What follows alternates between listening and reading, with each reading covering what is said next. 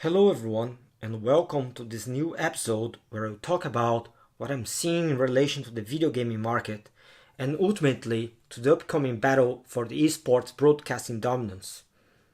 Just to disclaim here, anything said in this podcast reflects only my views and not of my employer. One of the key directions in the gaming market is the move away from physical consoles to subscription-based streaming of content that can go to any device. Currently, we have already big players in this market, with Microsoft and their upcoming xCloud game platform, Electronic Arts and Project Cloud, Sony and PlayStation Now, and in this past week we have someone new entering the market, and this Google. What really interests me during this past week announcements was the choice of branding from Google, Stadia. For me, this choice of branding is very telling if we start connecting the dots between business, sport, and media broadcasting.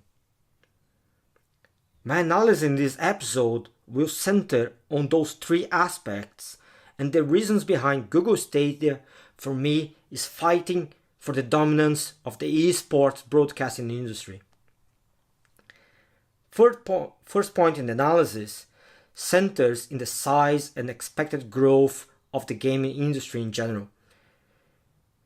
In 2012, the gaming industry was worth roughly 52 billion worldwide, and expected to be around 140 billion by 2021, according to Statista. This is a 2.6 times growth in the industry. But Google Stadia is not simply about video gaming.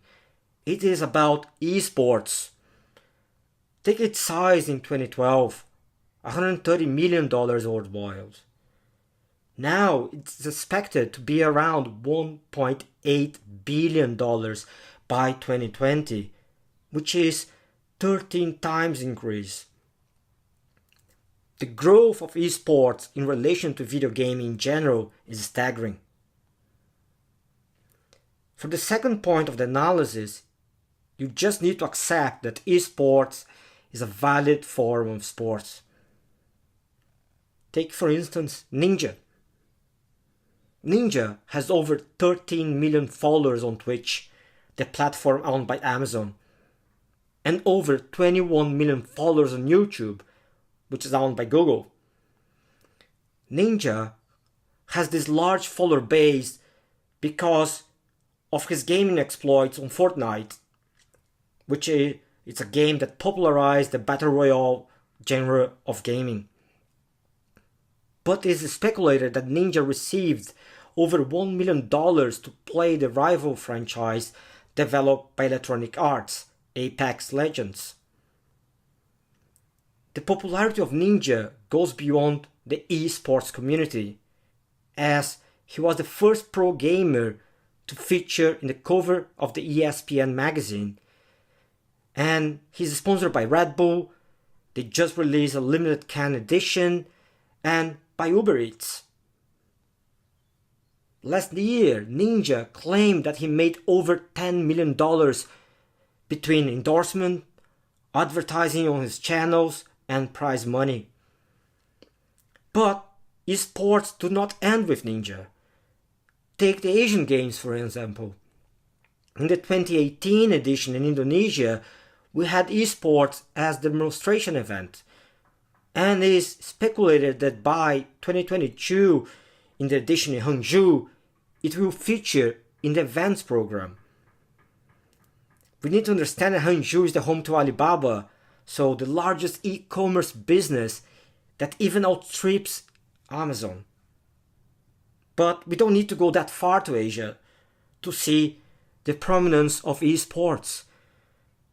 Take for instance all the FIFA squads that professional football clubs formed in the past few years, and how this is generating a new migration flow from periphery to the core, as with the Wolves team that has two Brazilians in its squad. I have like 3 at all in total. Even the Premier League and FIFA are organizing their e-league versions. But for me, the most important aspect is the idea of broadcasting. This is where everything culminates. If we look at the figures of eSports global audience, we can see how the number of frequent viewers grew from 58 million in 2012 and is expected to reach roughly 300 million by 2022. This is a 5 times growth. And this is where, for me, Google Stadia is trying to tap into. The massification of eSports audience. Google, by linking this cloud subscription-based gaming platform to its video sharing platform, YouTube, will create this massive universe for esports viewers to come, watch, interact with themselves, and interact with the players. Google here is directly competing on esports broadcasting by challenging Amazon with Twitch, and most possibly with Apple, which probably in the future will unveil a new platform that will focus on streaming and gaming. As Marshall McLuhan once said, the medium is the message. Thus, who controls the medium controls the message, or controls what we see, think, consume, or talk about it.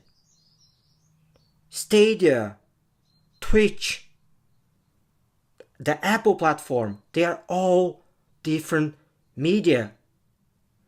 And this is the important part. So, hope you enjoy the podcast. If you have any questions or comments, you can leave them below or just tweet at me. Thank you.